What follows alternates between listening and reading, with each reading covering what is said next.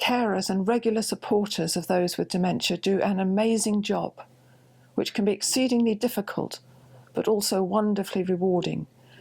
They need to preserve their own identity and self-worth in the midst of an exceedingly demanding role. We can choose how we view this role, just as in this picture there is a choice whether we see a haggard old person or a beautiful one. To start with, it can take determination and persistence to find the other perspective, but it makes it all so much more worthwhile and easier in the tough times. Many people have no idea what dementia does to those caring or supporting those living with dementia. Most, at some time, feel discouraged, overwhelmed, even trapped by their circumstances, and even become resentful and angry.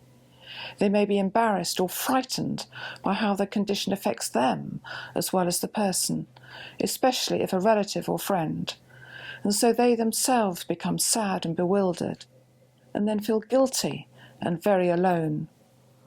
All these words are to do with feelings, and they all are negative, and they can overwhelm anyone at any time. So how do we change these to more positive ones? In the film Quartet, one of the ladies has dementia, but she has a purpose and people who believed she still had worth. And for most of the time you would have no idea she had dementia, because she had significance, appreciation, and a clear purpose provided by those around her. It was only at a time when too much was expected of her and she went time-travelling that her dementia became obvious. But others coped with it so well that she was able to re-engage and fulfil the really important task she had agreed to, because they confirmed her in her time-travelling reality and then brought her back to the present. Carers and family members can also find purpose and significance in providing this. There needs to be mutual appreciation, both those they care for and the great work the carers do. We all need someone to talk to, and we all need encouragement to carry on, whether caring or living with dementia. We need to be empowered by having these things explained, and those caring need to realise they can make a tremendous difference and are so appreciated. Even so, carers and supporters can feel trapped. The condition can create barriers. One can become disease-orientated rather than person-centred. Barriers can protect from harm, but can also make pleasure inaccessible, as keeping the person safe becomes more important. The Mental Capacity Act says even people with dementia are entitled to make unwise decisions, i.e., take risks. We often can still do the cooking for longer than thought, even if it takes longer, and it has to be simplified. Being barred from the kitchen can make us feel useless. Safety issues can be dealt with, and preparing vegetables together can even facilitate conversation. Many cliches about care can lure us into restrictive behaviour. Gold standard can suggest we have arrived, but we never stop learning. There's always something more.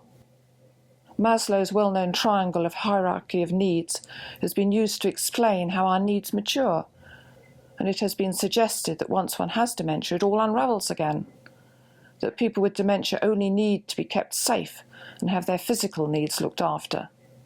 This is not true, and it is possible to maintain fulfilment of all needs while encouraging independence.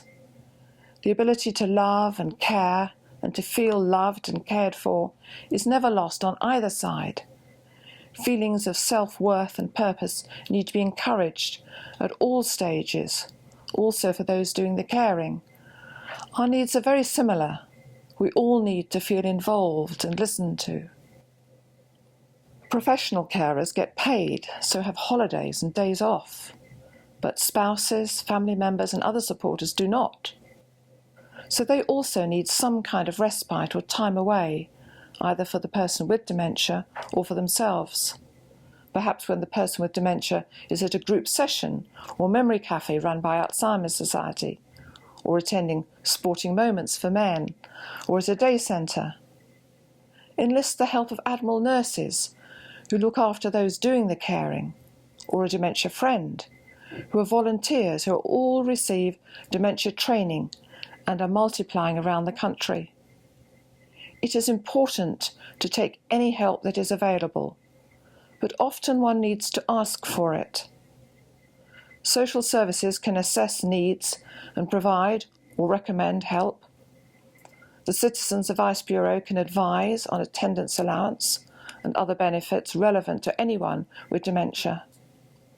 Supporters need encouragement and reassurance, someone to talk to, either a professional or a telephone helpline, or an internet support group such as Talking Point, or even chatting to a friend over a cup of coffee.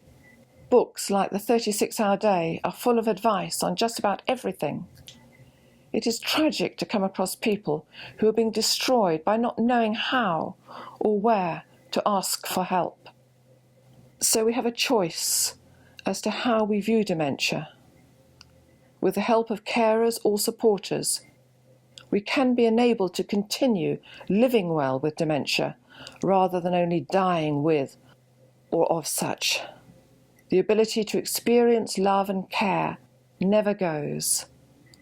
All parties can have purpose and times of joy if we all use what is available and share the impact of living in what can be a very tough place for both sides. It is a journey that we both have to take, and it is a privilege to walk the path with others. So let's help each other along the way.